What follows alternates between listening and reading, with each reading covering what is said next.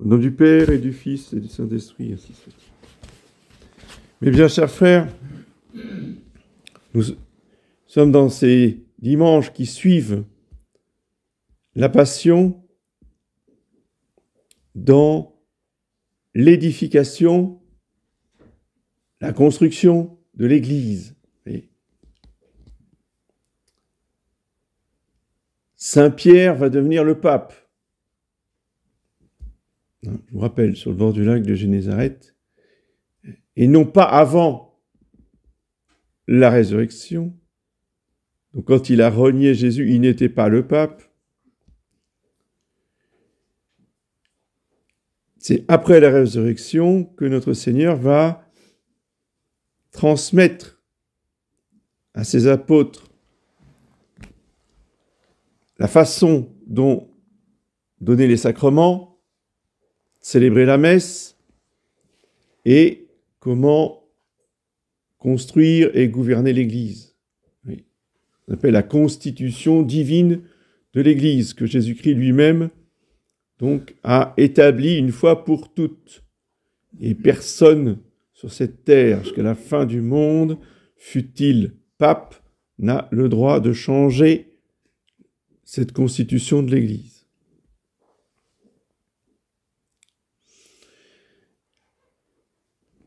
Que s'est-il passé pendant la Passion? Les apôtres sont partis en courant. Oui. Seul Saint Jean est resté debout au pied de la croix avec la Sainte Vierge. Mais tous les autres sont partis. Tous les disciples sont partis. Les 72 disciples sont partis. Et toutes les foules qui étaient à la multiplication des pains, qui étaient au sermon sur la montagne, toutes ces foules si nombreuses sont tous partis, sont tous été dispersés. Pourquoi? Parce que le pasteur a été frappé, donc le troupeau était dispersé. Et qu'est-ce qui se passe une fois que le troupeau il est dispersé? Saint Pierre nous le dit, vous étiez comme des brebis errantes. C'est quoi une brebis errante? Elle va droit devant elle, et puis elle broute au fur et à mesure, puis elle va droit devant elle. Elle ne sait pas où elle va. Elle est errante. C'est exactement ce qui s'est passé pour la Passion de l'Église. Le pasteur, c'est le pape qui a été frappé, et les fidèles ont été dispersés, ont été chassés de toutes les paroisses. Ça, c'est les années 68, 70, 72. Vous ne pouvez plus aller dans les paroisses. On ne pouvait plus aller dans certaines paroisses, disons. On ne pouvait plus aller dans sa paroisse. Et je me rappelle, étant enfant, régulièrement, tous les 3 mois, 6 mois, tous les ans, ça dépendait. Alors on changeait de paroisse, on allait de paroisse en paroisse. Jusqu'à ce qu'on trouve la messe Saint-Pie V. Mais même une fois qu'on a trouvé la messe Saint-Pie V, bon, la messe était fixe. Mais on est resté des brebis errantes. Il n'y avait plus de pasteur. Et malheureusement, non seulement les fidèles y ont pris goût, ils ont trouvé ça très agréable, pouvoir aller à la messe où je veux, quand je veux, sans rien demander à personne. Je suis autonome. Et personne ne va me dire ce que je dois faire.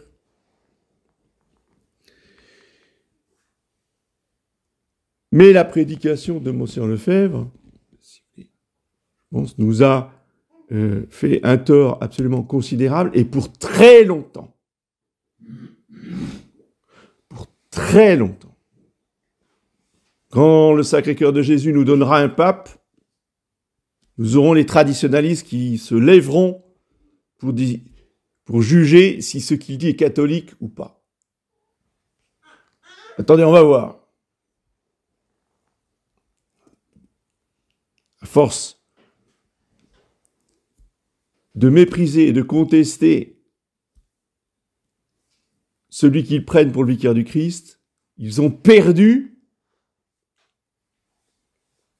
l'essentiel de l'esprit catholique.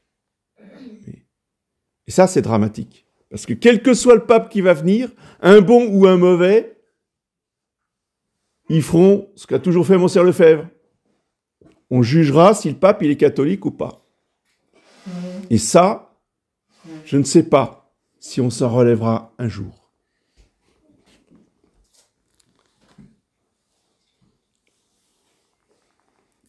En tout cas, une fois que notre Seigneur Jésus-Christ est ressuscité, eh bien, que fait-il? Il réunit les brebis. Et le premier pape de l'Église, c'est lui qui a cette expression que je n'ai retrouvée nulle part. Enfin, si vous le trouvez un jour sous la plume d'un auteur, n'hésitez pas à m'en faire part. Je suis preneur. J'ai jamais lu nulle part en dehors de cette épître de Saint-Pierre, que Jésus-Christ, notre pasteur, est l'évêque de nos âmes. L'expression évêque de nos âmes. C'est Saint-Pierre qui l'a inventée. Elle est profondément vraie.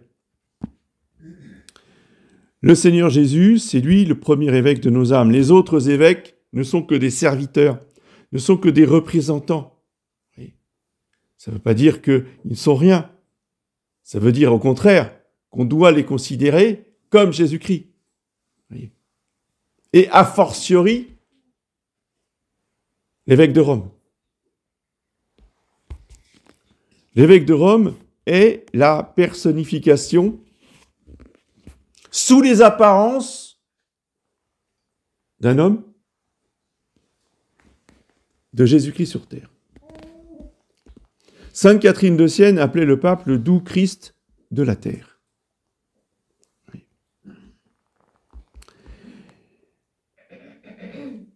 Et le père Matthéo, dans son livre Jésus, roi d'amour,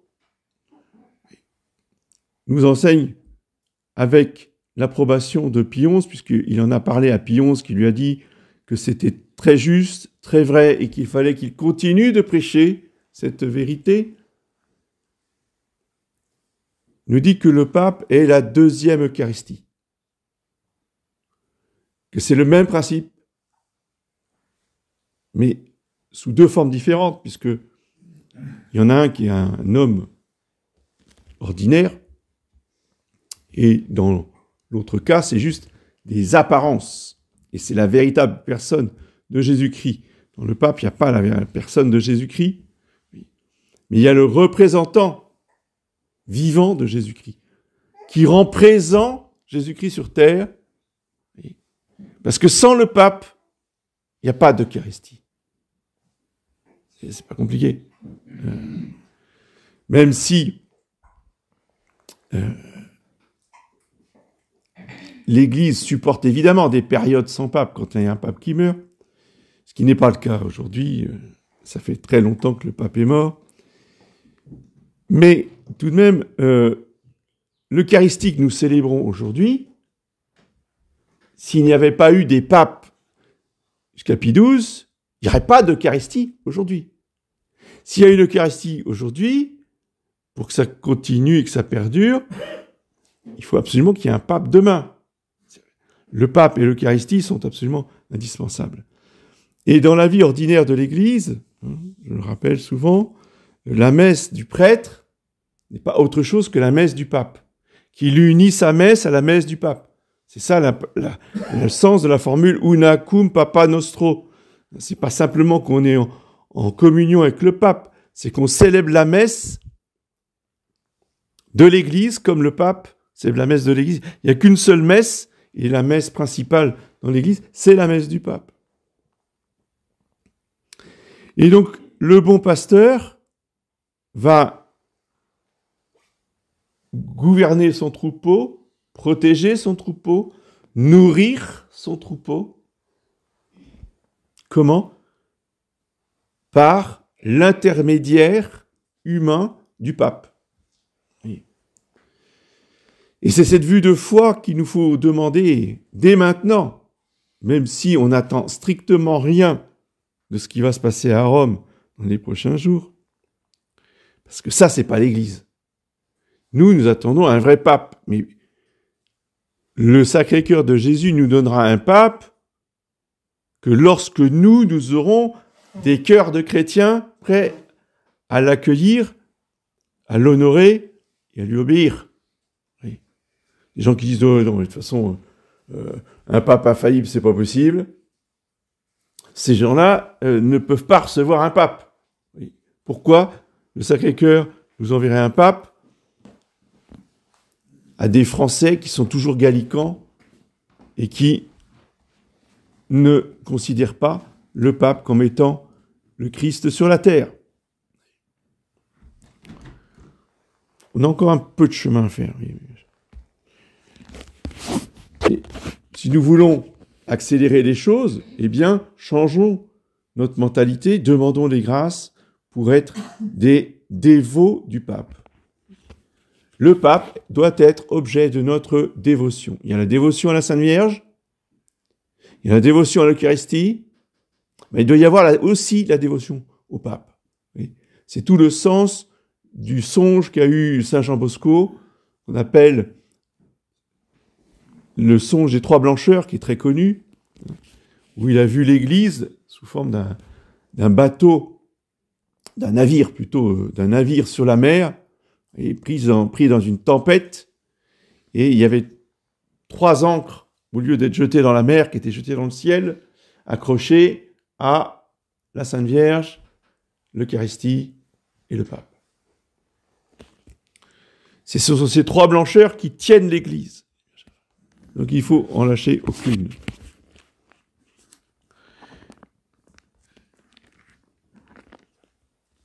Et la caractéristique du bon pasteur, c'est qu'il connaît ses brebis. Et que ces brebis le connaissent. C'est-à-dire que les brebis entendent sa voix, ils reconnaissent sa voix. Ils disent, c'est la voix de notre pasteur. Oui. Quand on entend Bergoglio, non, ça, c'est pas la voix du pasteur. Oui. Pas besoin de faire des conférences d'1 heure pour décliner tout ce qu'ont dit les théologiens. Vous voyez ? Non. On lit une pseudo-encyclique, on écoute un discours de Bergoglio disant « ça, c'est pas le pasteur ». On est d'accord. Les brebis connaissent la voix du pasteur.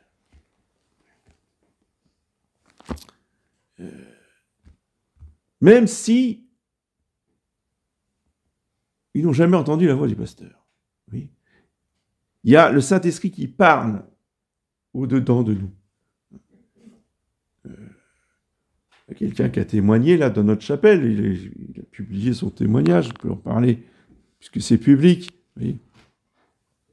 Eh bien, il a grandi complètement dans l'église conciliaire, il est devenu séminariste de la secte conciliaire, donc il n'a jamais entendu parler de la doctrine catholique. Et un jour, il découvre, il lit une encyclique, je ne sais plus de laquelle, de Saint-Pie X ou de Pion, je ne sais plus. Il dit, mais ça, c'est l'Église catholique. Ça, c'est la voix de l'Église catholique. J'ai jamais entendu ça. Donc, une brebis, même si elle n'a jamais entendu auparavant la voix du pasteur, le jour où elle découvre la voix du pasteur, elle le reconnaît intérieurement. Ça, c'est vraiment important, que tout le monde saisisse ça. La religion catholique, ce n'est pas une religion de savants. C'est une religion de petits-enfants qui connaissent la voix de leur pasteur. Voilà. Qui reconnaissent la voix du pasteur. Et après, bien, chacune des brebis, vous voyez, est connue comme il connaît son père et comme le père le connaît.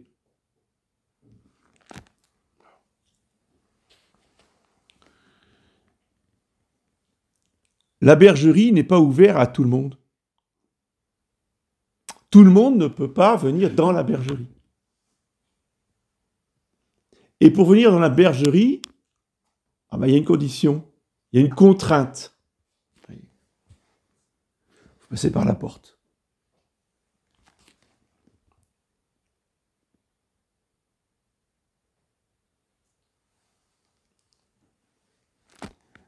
Ceux qui passent par les fenêtres, dit Jésus, c'est pas dans cet évangile de cette messe, mais c'est dans un autre évangile du bon pasteur, où Jésus dit que tous ceux qui rentrent par les fenêtres, ou qui rentrent par d'autres ouvertures, sont des voleurs.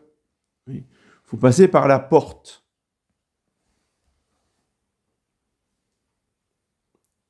Et la porte, c'est lui aussi. Il faut passer par lui pour entrer dans la bergerie. Ça veut dire que c'est filtré, ça veut dire que tout le monde ne rentre pas. Ça veut dire qu'il faut adhérer à Jésus-Christ pour entrer dans la bergerie. Et dans l'église, dans la chapelle, ce qui nous concerne, il y a aussi une porte, il faut rentrer par la porte. Et l'église, à la porte, elle a confié la porte à quelqu'un, elle a confié la porte au prêtre. Donc, si le prêtre, il doit garder la porte, il s'appelle comment? Il s'appelle un portier. Et quand on commence son séminaire, au bout de la 2e année, on reçoit les ordres mineurs. Le premier ordre mineur que l'évêque donne aux séminaristes, c'est le portier. Tu gardes la porte. Et pour ça,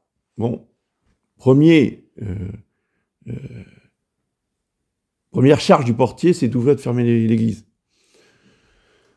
Et l'église est concrète. Quand elle donne une charge à un séminariste, c'est concret. Donc, après avoir reçu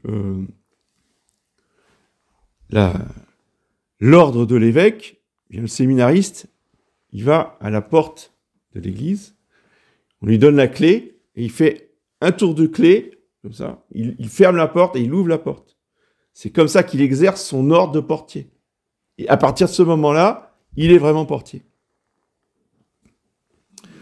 Mais c'est pas le seul fonction du portier. La fonction du portier, c'est de filtrer les gens qui rentrent, et c'est d'exfiltrer les gens qui doivent sortir parce qu'ils n'ont rien à faire dans l'église. En termes modernes, ça s'appelle un videur. Il faut le savoir. On va dire, mais les prêtres, comment ils se comportent? Jésus, il était bon, il n'était pas comme ça. Si. Non seulement Jésus était comme ça, parce que c'est lui la porte et que on doit passer par lui, c'est lui qui filtre les brebis, mais il a donné pour instruction à ses apôtres de transmettre à tous les futurs prêtres l'ordre mineur de portier. Oui. Le problème, c'est que le prêtre, il dit la messe. Alors, comment voulez-vous qu'il fasse le service d'ordre? Oui. Alors ça aussi, on a complètement oublié, parce que c'est tombé totalement en désuétude. Moi, je me permets ce matin de faire un rappel pour votre mémoire, parce que le jour où on va être très nombreux, où il y aura des gens de toute la région qui vont venir à la messe, il va falloir reconstruire le service d'ordre. Ça s'appelait un Suisse. Alors, ceux qui ont fréquenté un peu Saint-Nicolas et Chardonnay savent peut-être de quoi je parle, parce que à Saint-Nicolas, ils ont été obligés de remettre en fonction le Suisse. Parce qu'à Paris, en plein centre-ville de Paris, vous comprenez qu'avec la foule qu'il y a, il fallait quand même éjecter un certain nombre d'individus indésirables.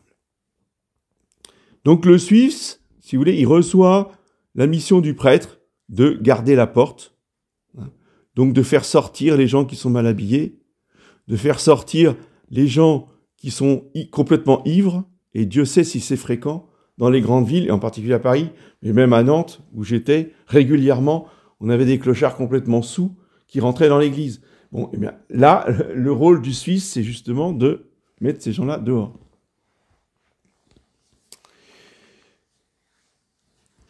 Et de l'accepter, et de comprendre pourquoi, évidemment, on ne peut pas accepter tout et n'importe quoi. Il faut bien qu'il y ait de l'ordre et donc un service d'ordre.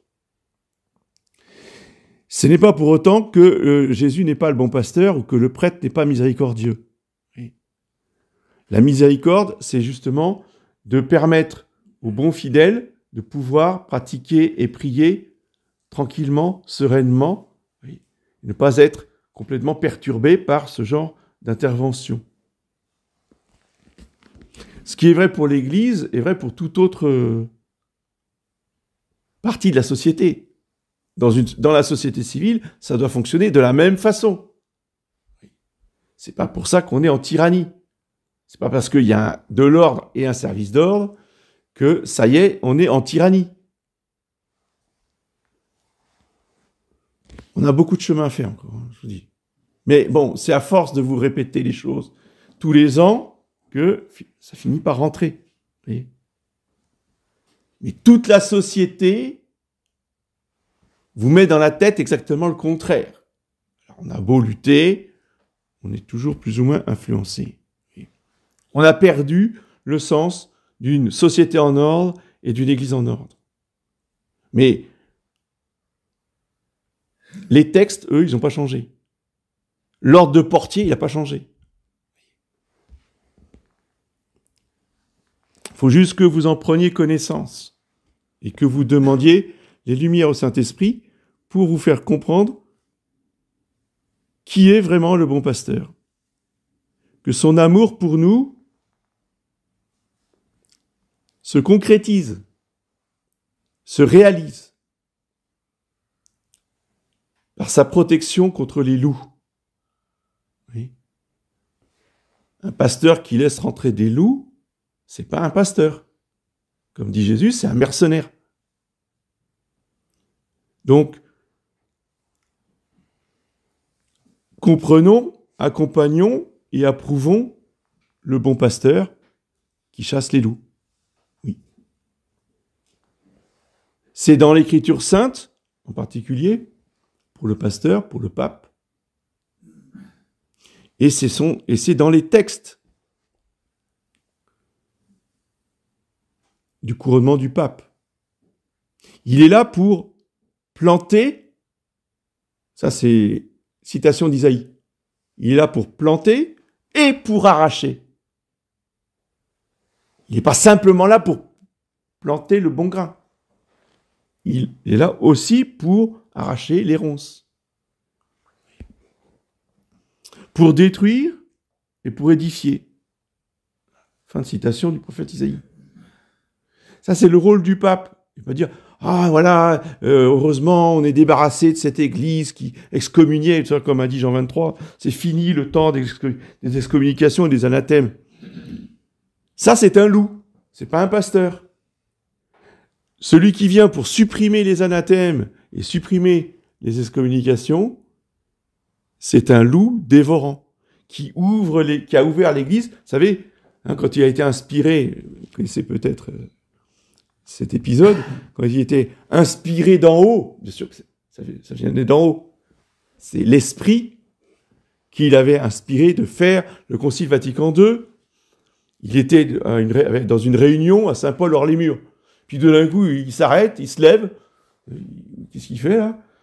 Ah ben il va à la fenêtre, qui était une immense fenêtre, là, Saint-Paul-Hors-les-Murs, et il ouvre en grand la fenêtre. Il dit, qu'est-ce que vous faites, Saint-Père? J'ouvre les fenêtres de l'église, de cette église, a-t-il dit, qui sent le renfermer.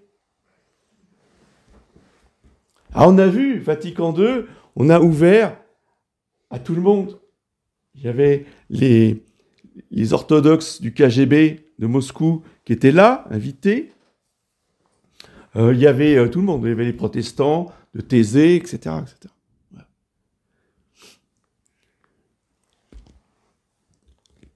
C'était la réponse de Dieu, mes bien chers frères, à ce que voulaient les catholiques. Les catholiques voulaient ça depuis un siècle. Les papes se sont opposés de toute leur force à ça. On les a traités d'intégristes, de dépassés. Oh, eux, ils sont à Rome, nous, on fait ce qu'on veut. Et ils faisaient ce qu'ils voulaient. Après la guerre, ça a été l'explosion de tous les délires liturgiques. Alors Jésus a dit, très bien, c'est ça que vous voulez, c'est ça que je vais vous donner. Et vous allez voir ce que ça donne. Ça a donné l'Église conciliaire. Voilà. Donc nous qui arrivons bien après, méditons ce qu'est le bon pasteur et ce qu'est l'absence du bon pasteur qui donne la liberté aux brebis. La liberté de la brebis est de se faire manger par le loup.